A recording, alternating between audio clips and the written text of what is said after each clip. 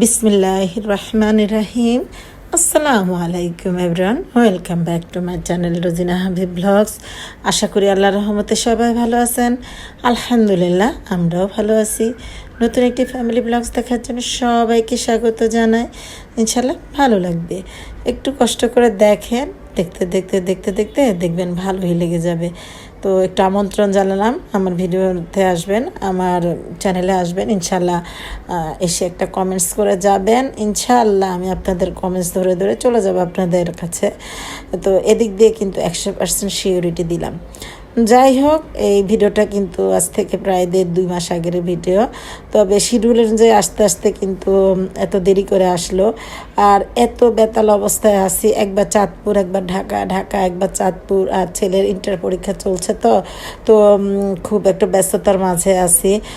তো চাঁদপুরে তো আমার একজন হেল্পিং হ্যান্ডস আছে, ও হচ্ছে রেগুলার প্রতিদিনে আসে।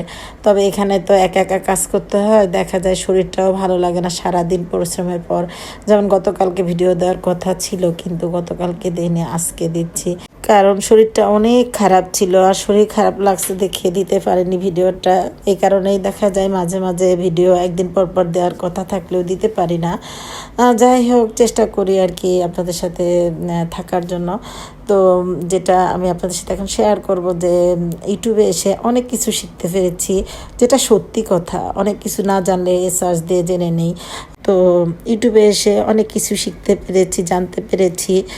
যাই হোক, আসলে কি, যে কোনো একটা জিনিসের ভালো মন্দ দিক থাকবেই। তো আপনি ইচ্ছা করলে ভালোটাও গ্রহণ করতে পারেন, মন্দটাও গ্রহণ করতে পারেন। তো আপনি একটা ছুরি দিয়ে আপনি ফল কেটে খেতে পারেন, আবার মানুষের জীবনও নিতে পারেন। এটা আপনার পার্সোনাল হচ্ছে অ্যাক্টিভিটি প্লাস আপনার মন মানসিকতার ব্যাপার। তো আমি মনে করি যে ভালোটাই গ্রহণ করা উচিত। আমাদের হাদিসে শরীফে রাসূলুল্লাহ বলেছিলেন যে একটা মানুষের ভিতরে খারাপ দিক থাকবে, ভালো দিকও থাকবে। তুমি খারাপটা বর্জন করো, ভালো দিকটা গ্রহণ করো।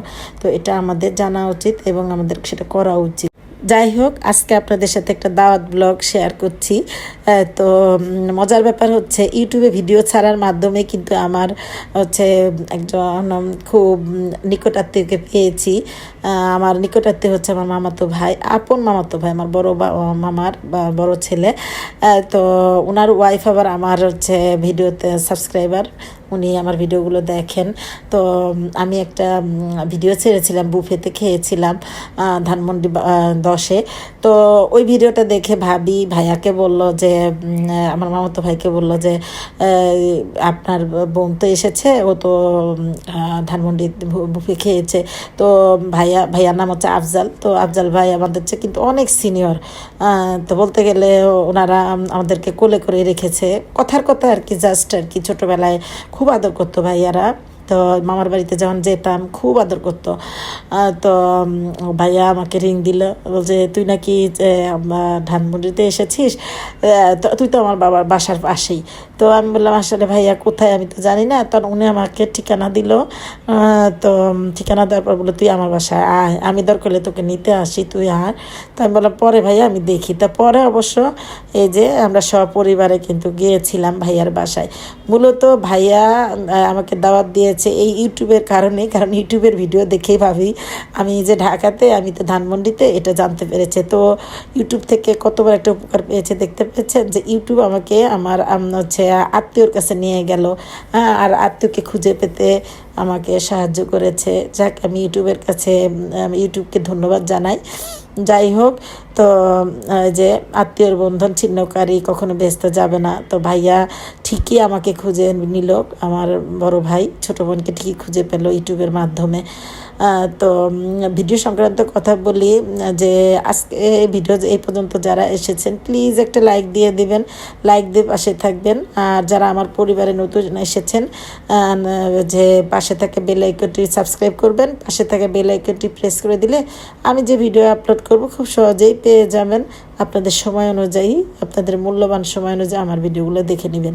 আর একটা চিরন্তন কথা, সত্য কথা, যেটা যে অনেকেই দেখি আমি যে ভিডিওতে এসে আমাদের যে ব্লগার আপু ভাইয়ারা আছে লাইক দিতে চান না, ওনারাও লাইক দিতে চান না। এটা কিন্তু ঠিক না। আমি যার পরিবারে যাই প্রথমে একটা লাইক দিয়ে দিই, তো আমাদের অনেক দুঃখজনক ব্যাপার আর কি, যেটা সত্যি কথা, আমাদের অনেক হচ্ছে কন্টেন্ট ক্রিয়েটর যারা আছেন, আমরা যারা পাশে থাকার কথা বলি, কথা মানে বলে থাকি আমি আপনার পাশে আছি, অনেকেই দেখি আমার পরিবারে এসে দেখা গেছে যে আমরা আমাদেরকেই লাইক দিই না।